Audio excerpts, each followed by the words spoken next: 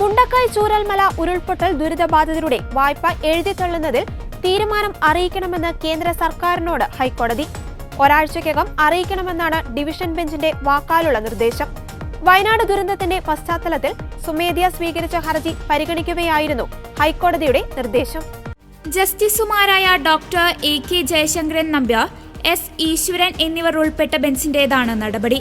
വായ്പ എഴുതിത്തള്ളുന്നതിൽ കേന്ദ്ര സർക്കാർ ഇതുവരെ തീരുമാനമെടുത്തിട്ടില്ലെന്ന് സംസ്ഥാന സർക്കാരും അമിക്സ് ക്യൂറിയും ഹൈക്കോടതിയെ അറിയിച്ചു.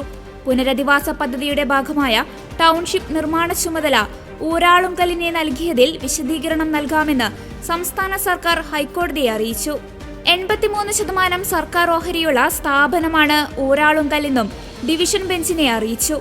സ്വമേധയാ സ്വീകരിച്ച ഹർജി ഹൈക്കോടതി അടുത്ത വെള്ളിയാഴ്ച വീണ്ടും പരിഗണിക്കും. ദുരന്തബാധിതരുടെ വ്യക്തിഗത ലോണുകളും മോട്ടോർ വാഹന ലോണുകളും ഹൌസിംഗ് ലോണുകളും എഴുതി തള്ളാൻ കഴിയുമോ എന്ന് കേന്ദ്ര സർക്കാരിനോടും ദേശീയ ദുരന്ത നിവാരണ അതോറിറ്റിയോടും കഴിഞ്ഞ വർഷം സെപ്റ്റംബറിൽ ഹൈക്കോടതി ചോദിച്ചിരുന്നു. അതിനിടെ ദുരന്തത്തിലെ ഗുണഭോക്താക്കളുടെ ആദ്യ പട്ടിക ഉടൻ പ്രസിദ്ധീകരിക്കുമെന്ന് മന്ത്രി കെ രാജൻ അറിയിച്ചു. ആദ്യ ലിസ്റ്റ് തയ്യാറാണെങ്കിലും ലിസ്റ്റിലെ 15ഓളം കാര്യങ്ങളിൽ ജില്ലാ ഭരണകൂടം വ്യക്തത ആവശ്യപ്പെട്ടിരുന്നു.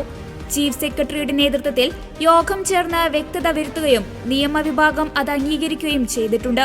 ഉടൻ തന്നെ ആദ്യ ലിസ്റ്റ് പ്രസിദ്ധീകരിക്കും. വയനാട് കളക്ടറേറ്റിലെ മിനി കോൺഫറൻസ് ഹാളിൽ ചേർന്ന മുണ്ടക്കൈ ചൂരൽമല പുനരധിവാസ അവലോകന യോഗത്തിന് ശേഷം സംസാരിക്കുകയായിരുന്നു അദ്ദേഹം.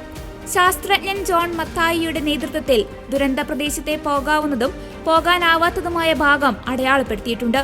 അതുപ്രകാരമുള്ള രണ്ടാമത്തെ ലിസ്റ്റിലെ പോകാനാവാത്ത സോണിൽ നേരിട്ട് ഉൾപ്പെടുന്ന ആളുകളും ബി ലിസ്റ്റിൽ വഴിയില്ലാതെ ഒറ്റപ്പെട്ടു പോകുന്ന പ്രദേശത്തെ ആളുകളുമാണ്.